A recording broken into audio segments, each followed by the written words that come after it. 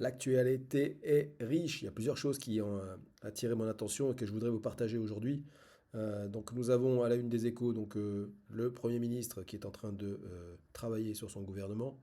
Et puis un deuxième sujet sur la reprise, reprendre sans suspendre la réforme des retraites. Donc ça, sans commentaire. Juste un petit passage quand même intéressant sur la lettre de Marc Fiorentino. Je vous la conseille, hein, le site Meilleur Taux, le site Moneyvox, tout ça c'est le même groupe. Et c'est de l'information vraiment réaliste, objective et performante. Qu'est-ce qu'il nous dit Marc Fiorentino? Il nous pousse un petit coup de gueule sur le fait qu'effectivement, la réforme des retraites de 2023 n'était pas une vraie réforme. Elle avait déjà été tellement amendée qu'elle ne répondait pas aux besoins explosifs liés à l'évolution démographique, et pourtant Bayrou, à peine installé, accepte déjà de la renégocier. Quel désastre. Petit rappel de calcul pour les enfants, pour nos enfants. La retraite a été fixée à 65 ans quand l'espérance de vie était de 65 ans. L'espérance de vie à la retraite est passée de 0 à 20 ans. Donc 20 ans qu'il faut donc financer. Ça, c'est le premier problème. Le deuxième problème, avec la chute de la démographie, il y a de moins en moins d'actifs pour financer des inactifs qui vont vivre de plus en plus vieux. Un enfant en primaire comprendrait donc facilement que le système n'est pas viable, le système des retraites, par répartition. Il n'y a donc que trois solutions. Et l'urgence est telle qu'il faudrait probablement les adopter toutes les trois. On n'a plus le temps ni le luxe de n'en choisir qu'une seule. La première solution, repousser l'âge légal de la retraite à 67 ans. Mais en fait, l'âge optimal pour résoudre l'équation est 70 ans. Et oui, je sais que ça ferait hurler certains, mais ce sont des chiffres mathématiques si on veut conserver le système de retraite par répartition. La deuxième solution, c'est de baisser les retraites de tout le monde, sauf celles, bien évidemment, des plus défavorisés. Et là, j'aime bien donner mon avis. À une époque, je ne le donnais pas, mais je pense qu'aujourd'hui, il faut s'engager. Il faut savoir par qui vous êtes conseillé et voilà, quelles sont mes opinions sur les grands sujets de société.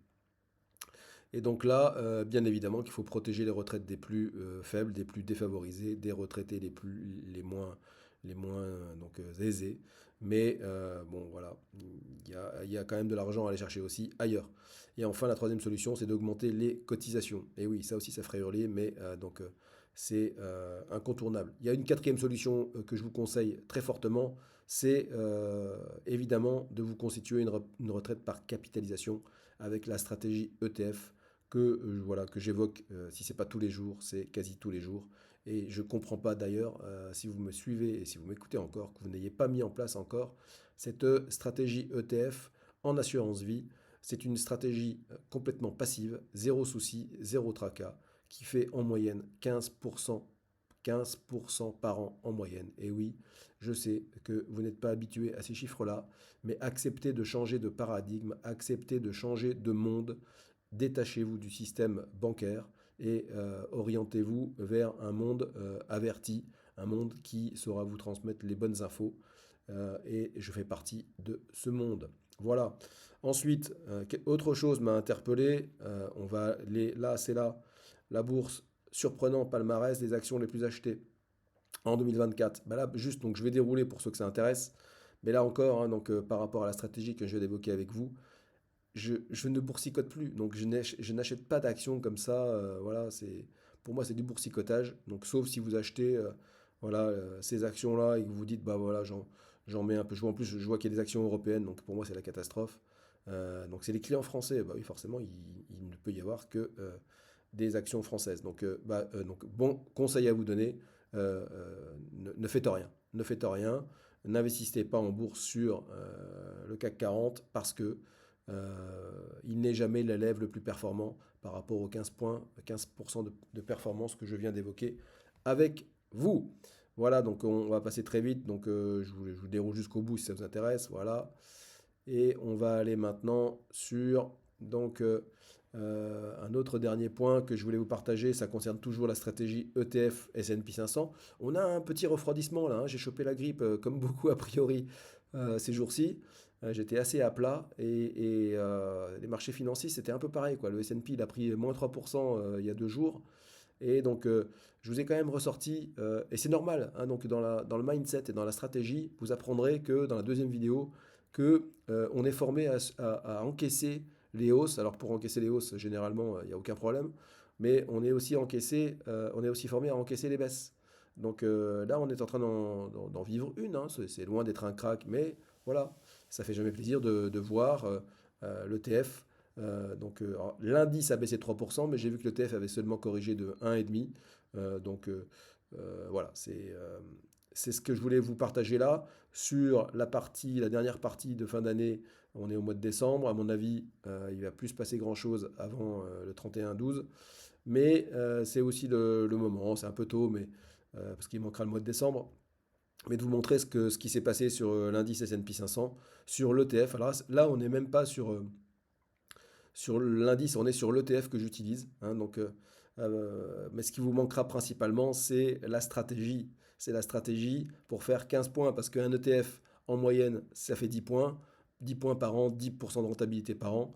Mais la stratégie sur laquelle je me suis formé et sur laquelle j'emmène mes clients, c'est 15 points minimum. Donc on voit justement là qu'il me l'a remis automatiquement. Je vais retourner sur les mensuels. On voit que ça a corrigé hier de moins 1,55. Donc voilà, si vous avez envie de rentrer, c'est le moment. L'ETF a baissé de 1,55. J'ai des clients que je vais gérer aujourd'hui. Si vous voulez faire partie du train, entre guillemets, montez dans le bon train et puis je m'occuperai de vous. On va aller voir justement depuis un an en performance mensuelle ce qu'a fait cet ETF. Et on voit au 29-12, donc c'était le mois de décembre l'année dernière, plus 2,30. Au mois de janvier, 4,64, 4,45. Mars, 3,68. Une petite pause. C'est là où je vous dis, encaisser les baisses. On voit que là, en avril, ça baisse. Bon, bah, c'est pas grave. On sait que de toute façon, ça va continuer d'augmenter. Une année, vous voyez bien, c'est 9 mois de hausse, 3 mois de baisse. Et sur une décennie, en moyenne, c'est 9 années de hausse, une année de baisse. Sur la décennie 2020-2030, on sera peut-être sur 2 années de baisse, 8 années de hausse. Donc au final, on est largement gagnant, surtout quand on commence à taper. On a fait un mois de juin assez remarquable, 6,99, un été assez creux. C'est là où on est parti sur le marché indien, mais donc ça ne s'est pas passé comme prévu.